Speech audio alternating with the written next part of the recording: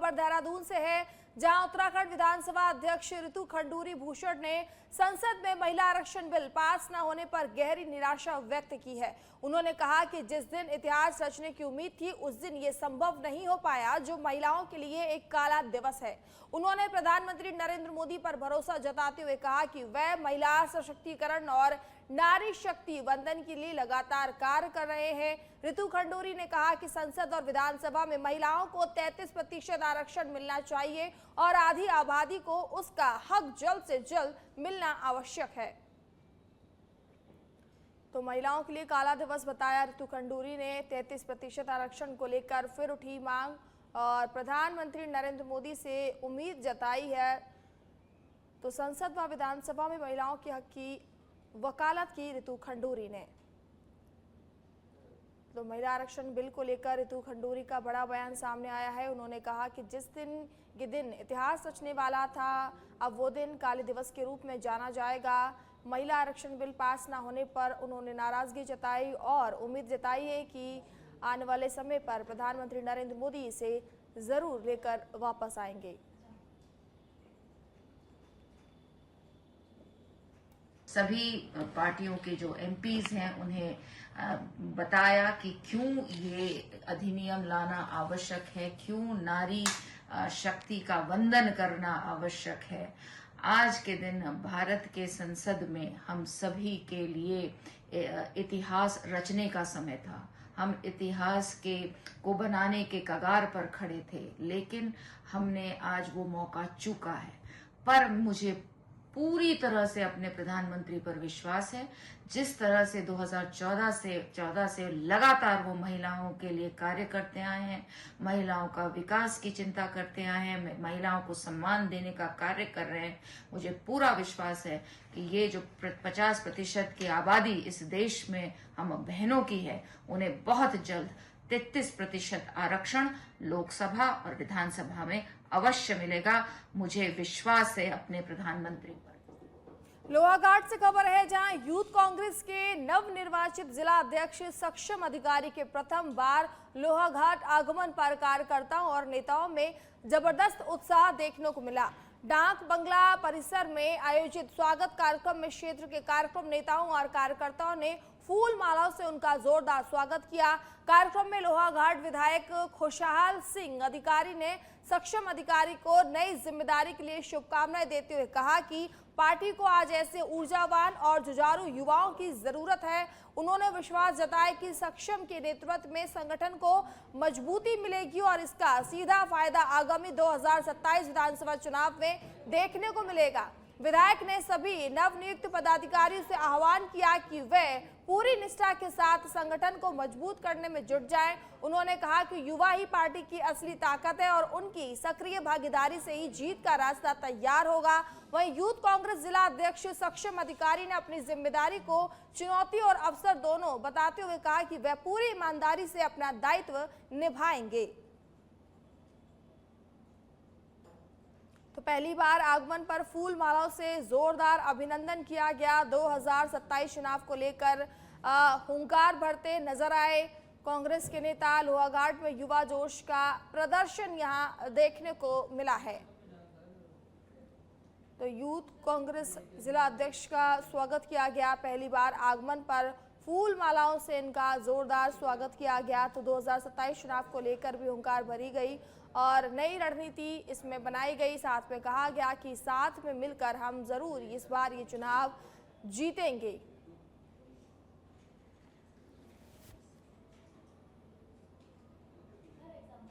देहरादून के मोहेबिला में शनिवार सुबह कार और ट्रक की टक्कर में एक युवक ट्रक में फंस गया। सूचना मिलते ही एसडीआरएफ की टीम उप निरीक्षक लक्ष्मी रावत के नेतृत्व में मौके पर पहुंची और रेस्क्यू ऑपरेशन चलाया। जिला पुलिस पहले ही कार सवारों को अस्पताल भिजवा चुकी थी। एसडीआरएफ ने कड़ी मशक्कत के बाद ट्रक में फंसे जुनैद को सुरक्षित बाहर निकालकर एम्बुलेंस से अस्पताल पहुंचाया। तो उपचार के लिए अस्पताल में भेजा गया युवक। तो देहरादून मोहेबेवाला में ये कार और ट्रक की टक्कर हुई थी, जिसके बाद ट्रक में युवक फंस गया और एसडीआरएफ की टीम ने तुरंत मौके पर पहुंचकर युवक को रेस्क्यू किया और अस्पताल में भर्ती कराया है। जहां जुनैद का इलाज चल रहा है। तो उपचार के लिए अस्पताल में भेजा गया जुनैद को। तो तस्वीर आप देख सकते हैं कि किस तरीके से निकाला गया जुनैद को। तो ये टक्कर हुई थी, ट्रक में युवक फंस गया था। तो एसडीआरएफ की टीम मौके पर पहुंची और कड़ी मशक्कत के बाद जो युवक है उसको बाहर निकाला गया और अब उन्हें अस्पताल में भर्ती कराया गया है, जहां जुनैद का इलाज जारी है। देहरादून में आगामी चारधाम यात्रा को सुरक्षित और सुव्यवस्थित बनाने के उद्देश्य से परिवहन विभाग ने एक अनूठी पहल शुरू कर दी है। आरटीओ डॉक्टर अनीता चमोला ने बताया कि परिवहन मंत्री के निर्देशानुसार विभाग में कार्यरत महिला अधिकारियों, कर्मचारियों और परिवहन क्षेत्र से जुड़ी महिलाओं के लिए एक विशेष इंटरेक्शन प्रोग्राम आयोजित किया जा रहा है। ये 2 घंटे का कार्यक्रम सड़क सुरक्षा में महिलाओं की भूमिका को मजबूत करने पर केंद्रित होगा। उन्होंने कहा कि महिला कार्मिक न केवल प्रशासनिक कार्यों में दक्ष हैं, बल्कि प्रवर्तन क्षेत्र में भी सक्रिय योगदान दे रही हैं। चारधाम यात्रा के मद्देनजर महिलाओं की भागीदारी सड़क सुरक्षा जागरूकता बढ़ाने में प्रभावी साबित हो सकती है।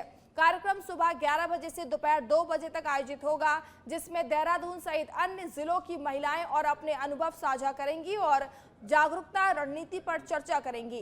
विभाग का मानना है कि इस पहल से महिला सशक्तिकरण को बल मिलेगा और यात्रा मार्गों पर सुरक्षा मानकों का बेहतर पालन सुनिश्चित हो सकेगा। तो महिला कार्मिक निभाएंगी अहम भूमिका और इसे लेकर आरटीओ डॉक्टर अनीता चमोला की ये पहल सामने आई है। सड़क सुरक्षा में महिलाओं की अब भागीदारी बढ़ेगी और चारधाम यात्रा से पहले ये आरटीओ की बड़ी पहल सामने आई है। माननीय परिवहन मंत्री जी की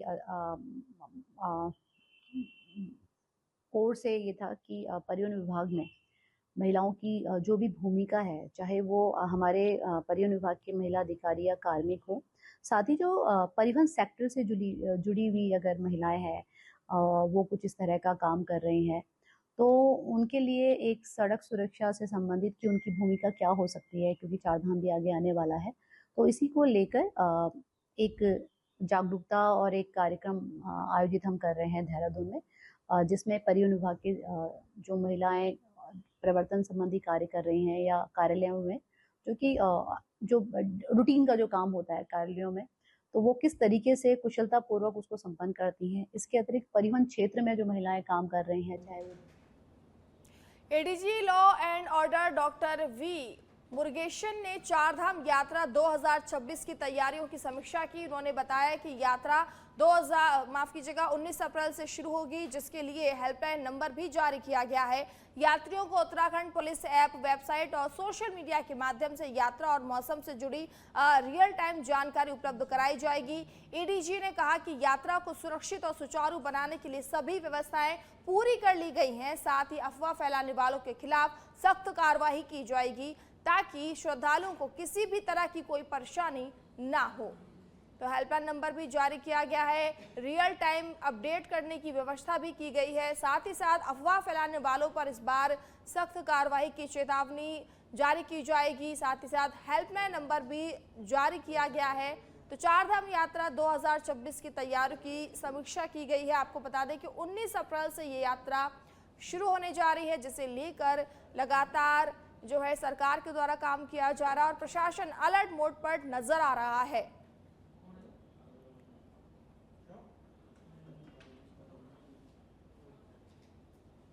उत्तराखंड के मसूरी में आगामी पर्यटन सीजन को देखते हुए नगर पालिका परिषद ने यातायात व्यवस्था को सुचारू बनाने के लिए पर्यटन व्यवसायियों और पुलिस के साथ बैठक आयोजित की। बैठक में शहर के लिए तैयार किए गए ट्रैफिक प्लान की विस्तृत जानकारी दी गई और सुझाव भी आमंत्रित किए गए। प्रस्तावित योजना के तहत मसूरी के अधिकांश मार्गों को एक मार्गीय बनाया जाएगा, जबकि माल रोड पर निर्धारित समय में वाहनों की आवाजाही पूरी तरह प्रतिबंधित रखने पर विचार किया गया है, ताकि पर्यटक बिना बाधा के घूम सके। साथ ही सामान सप्लाई करने वाले वाहनों के लिए भी समय तय करने पर चर्चा हुई, जिससे ट्रैफिक दबाव कम किया जा सके।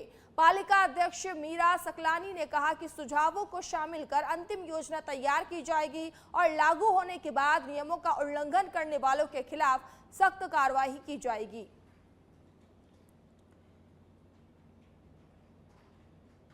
हमारे स्टेक होल्डर्स हैं मसूरी शहर के अंदर, उनके साथ थोड़ा डिस्कस करके जो ट्रैफिक प्लान बनाया है ये क्या कितना सक्सेस हो सकता है, नहीं हो सकता है, लोगों के सुझाव क्या है, तो इसी को लेकर के ये आज एक बैठक रखी गई कि उनके सामने पालिका द्वारा जो ट्रैफिक प्लान बनाया गया वो रखा गया। उसमें चाहे वो होटल एसोसिएशन है या हमारा व्यापार मंडल है या हमारे जितने भी सप्लायर्स हैं वो हैं या हमारे टैक्सी यूनियन है, सभी ने पार्टिसिपेट किया और कुछ उनके भी सुझाव आए हैं सभी लोगों के।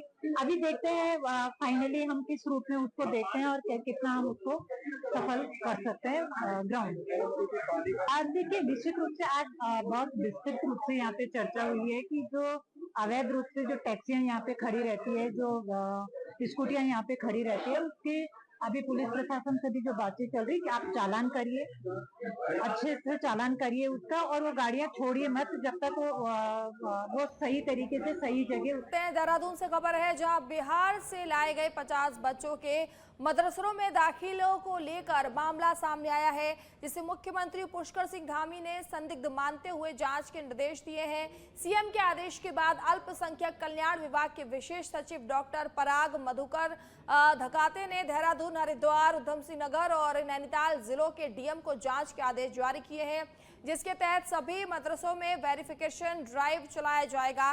इस बीच मदरसा बोर्ड के अध्यक्ष मुफ्ती शमून कासमी ने भी मुख्यमंत्री के निर्देशों का समर्थन करते हुए कहा कि बच्चों के दस्तावेजों की जांच की जानी चाहिए और परिजनों से पूरी जानकारी ली जानी चाहिए। उन्होंने ये भी कहा कि सभी मदरसा संचालकों को नियम के अनुसार ही कार्य करना होगा। वहीं जानकारी के अनुसार जुलाई महीने से उत्तराखंड में मदरसा बोर्ड समाप्त होकर अल्पसंख्यक शिक्षा प्राधिकरण कार्य करना शुरू करेगा।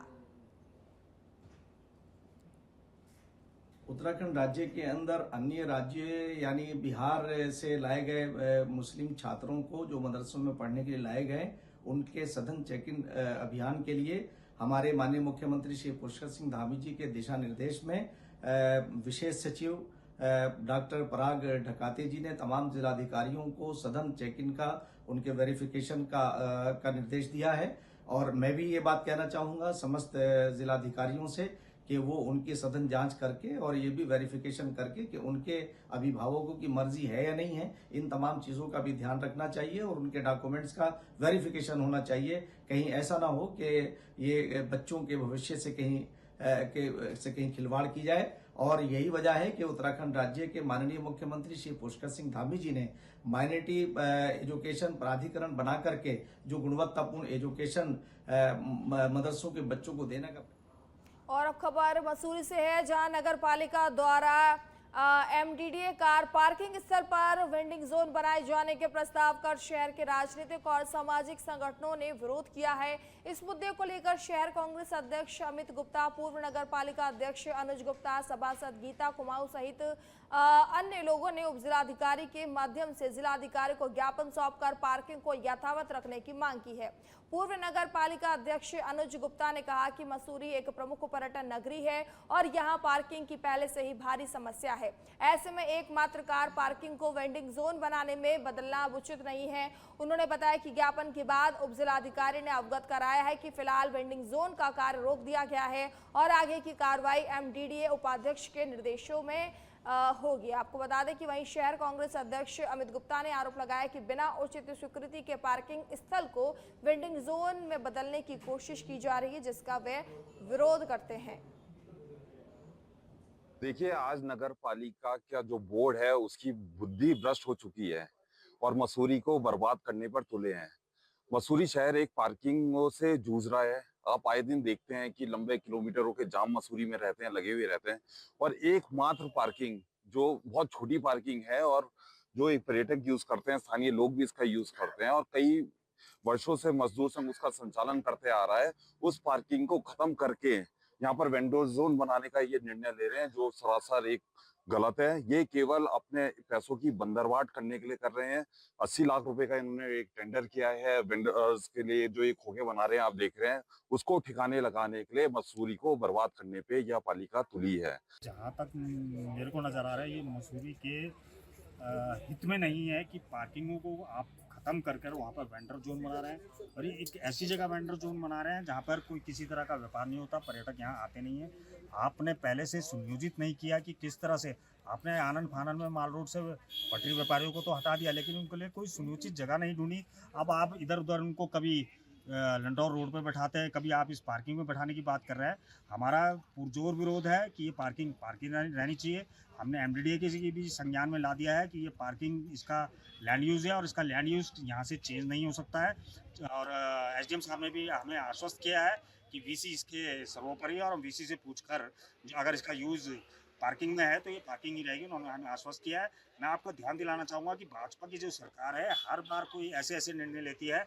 उन्होंने पुरकुल ट्रॉली योजना के लिए पहले 56 गोट को उजाड़ा, उनको अभी तक नहीं, सालों हो गए उनको धरना देते प्रदर्शन करते, आज तक उनको नहीं बसा पाए हैं। ये बहुत ही सिंपल है, सरल है और शहर की मूलभूत आवश्यकता को देखते हुए है कि मसूरी हमारी एक पर्यटक नगरी है, पहाड़ों की रानी मसूरी टूरिस्ट बेस हमारा शहर है।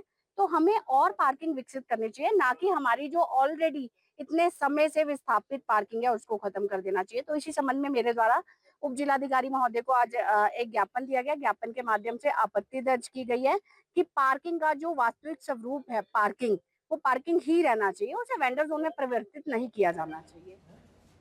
देहरादून में ऑपरेशन प्रहार के तहत चलाए जा रहे सघन चेकिंग अभियान के दौरान देर रात पुलिस और एक शातिर बदमाश के बीच मुठभेड़ हो गई, जिसमें आरोपी घायल हो गया।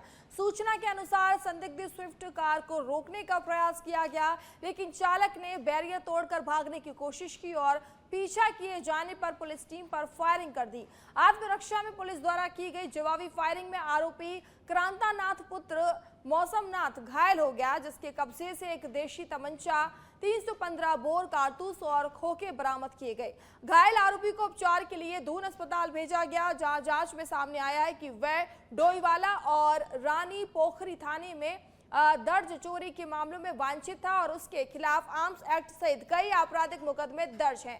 एसएसपी देहरादून ने अस्पताल पहुंचकर घटना की जानकारी ली और आगे की कार्रवाई के निर्देश जारी किए हैं।